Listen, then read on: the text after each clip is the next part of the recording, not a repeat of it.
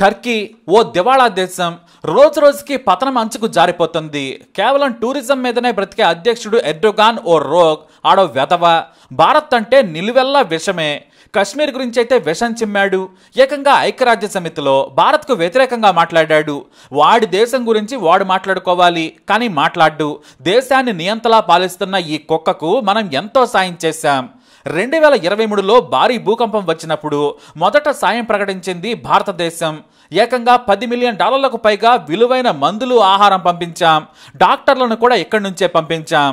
సైనిక చర్యల్లో సాయం అందించే దళాలను కూడా పంపాం. వేల మందిని ఆదుకున్నాం. అంతెందుకు, మన డాక్టర్ చేసే ట్రీట్మెంట్కు టర్కీ వాసులు ఖుషి అయ్యారు. ప్రతి దానికి ఓ మెడిసిన్ ఇస్తూ, ఖచ్చితమైన ట్రీట్మెంట్ చేస్తూ మనసులను గెలుచుకున్నారు మన ఇండియన్స్. నాడు టర్కీ ప్రజలు మన డాక్టర్లకు చేసిన సేవలకు భారత్కు దండాలు పెట్టారు. కానీ ఈ కుక్క ఎర్డోగాన్ చేసింది ఏంటంటే, మనకు వ్యతిరేకంగా మాట్లాడటమే కాదు, పాకిస్తాన్కు భారీగా ఆయుధాలు పంపించాడు నీచుడు. వాస్తవానికి టర్కీ అడగక ముందే మనం సాయం ప్రకటించడం తప్పు. వాడొక వెధవాని తెలిసిన తర్వాత, పదే పదే వెధవాని నిరూపించుకున్న తర్వాత మనం సాయం అందించడం మనదే తప్పు. మన ప్రభుత్వం కూడా అతిగా స్పందిస్తోంది. ఎక్కడ ఏం జరిగినా కూడా మనమే పంపుతాం. అది శత్రువులైనా కూడా అంత తొందర అవసరం లేదు, మన వాళ్ళకే పంపాలి. కానీ ఎర్డోగాన్ ఓ రాక్షసుడు. సొంత ప్రజలనే వేల మందిని జైల్లో పెట్టి నియంతలా పాలిస్తున్నాడు. పహల్గాన్ తర్వాత భారత్ పాక్ పై దాడి చేస్తుందని పాకిస్తాన్ ప్రధాని ఊహించాడు. వెంటనే ఈ పాకిస్తాన్ ప్రధాని, నీ బాంచందొర, నీ కాళ్ళు ముక్కత, సాయం చేయమని అడిగాడు. ఆ వెంటనే తుర్కీ C-130 విమానం భారీగా ఆయుధాలను కరాచీలో డెలివరీ చేసింది. అంతేకాదు, ఆ తర్వాత ఏకంగా 6 సైనిక విమానాల్లో పాకుకు ఆయుధాలు తరలించాడు. టర్కీ జనం సొమ్మును మన మీద విద్వేషంతో సాయం చేశాడు. భారత్తో యుద్ధం చేయమని ఉసిగొలిపాడు. ఆ తర్వాత యుద్ధం మొదలవగానే కూడా భారీగా ఆయుధాలున్న ఓ యుద్ధ నౌక కరాచీ నౌకాశ్రమానికి పంపాడు. మరి టర్కీ ఎంత నీచపు దేశమో మరోసారి రుజువైంది. పహల్గామ్ ఉగ్రదాడిలో అమాయకులను చంపితే కనీసం ఖండించలేదు. పైగా పాకిస్తాన్ అధ్యక్షుడిని కలిశాడు. ఇలాంటి వాళ్లకు మనం ఎందుకు సాయం చేయాలి?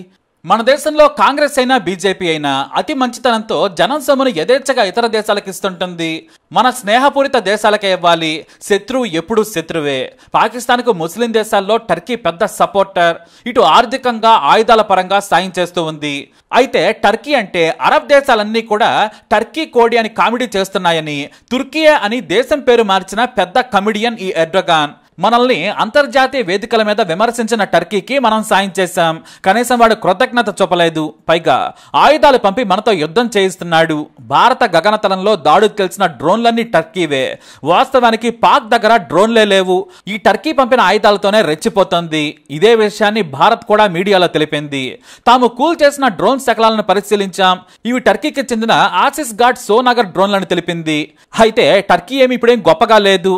దేశం మొత్తాన్ని నియంతలా పాలిస్తున్నాడు ఎర్డోగాన్. మొన్నటికి మొన్న జరిగిన అధ్యక్ష ఎన్నికల్లో ప్రతిపక్ష పార్టీ నేత ఎక్రమ్ ఇమామోగ్లో గెలుస్తాడని సర్వేలు తేల్చాయి. ఇతను రిపబ్లికన్ పీపుల్స్ పార్టీ అధ్యక్షుడు, ఇస్తాంబుల్ మేయర్ కూడా. కానీ ఎప్పుడైతే గెలుస్తాడని జనం మొత్తం చెప్పుకుంటూ ఉన్నాడో అప్పుడే కుట్రల పన్నాడు ఎర్డోగాన్.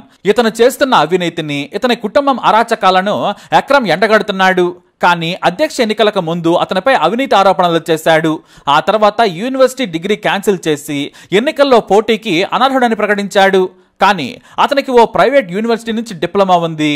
కానీ ఆ డిప్లొమా అక్రమంగా సంపాదించాడని కేసులు పెట్టి జైలుకు పంపిన ఎదవ ఈ ఎర్డోగాన్.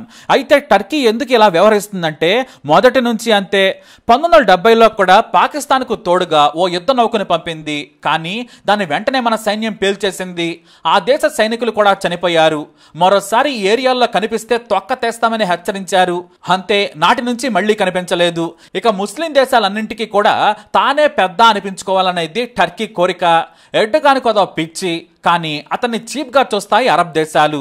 తన దగ్గర న్యూక్లియర్ బాంబులున్నాయి, నేనే ముస్లిం దేశాలకు పెద్ద, వాళ్ళ దగ్గర డబ్బులుండొచ్చు కానీ నా దగ్గర ఆయుధాలున్నాయని చెప్పుకోవటం వీళ్ళకంతా అలవాటు. ఇక తన భేద పరిస్థితికి టర్కీ దగ్గర ఊడిగం చేయటం పాక్కి అలవాటు.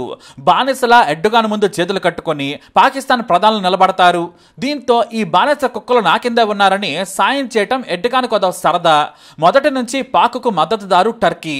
తరాలు మారిన అదే బుద్ధి. అయితే ముస్లిం దేశాలకు తాము పెద్ద అనిపించుకోవాలనే కోరికను అరబ్ దేశాలు ఏనాడో కట్ చేసేశాయి. మా దగ్గర డబ్బుంది, ప్రపంచం మా వల్లే నడుస్తోంది, పైగా మీరు అల్లాను మొక్కాలన్నా మా దగ్గరకే రావాలని తొడగొట్టడం స్టార్ట్ చేశాయి. దీంతో ఎవరికి వాళ్ళు ముస్లిం దేశాల్లో తాము గొప్ప అంటే తామే గొప్ప అనుకున్నారు. అంతెందుకు జైలు పాలైన పాక్ మాజీ ప్రధాని ఇమ్రాన్ ఖాన్ అతి చేశాడు.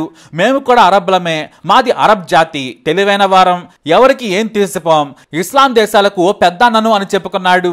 కానీ ఈ మాటలన్న తర్వాత సౌదీకి వెళ్లాలనుకుంటే కనీసం వాళ్ళు ఫోన్లు కూడా ఎత్తలేదు.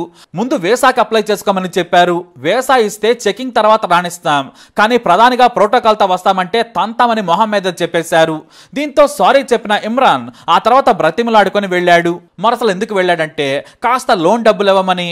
అలా డబ్బులు తెచ్చుకున్న బెకారీ దేశం పాకిస్తాన్. ఇప్పుడు మన దేశానికి వ్యతిరేకంగా కుట్రలు చేసినా పీకేదేమీ లేదు. ఇప్పుడు చైనా కూడా పాకిస్తాన్కు వంత పాడుతోంది.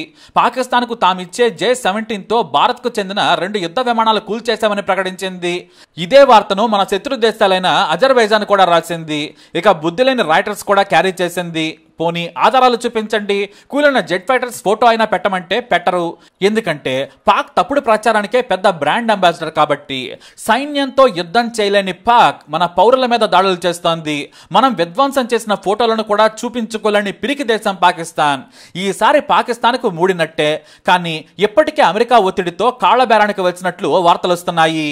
అయినా సరే ప్రపంచ దేశాల ముందు పోజు కొడుతుంది పాకిస్తాన్. ఇండియా అంటేనే యూగోకపోతుంది.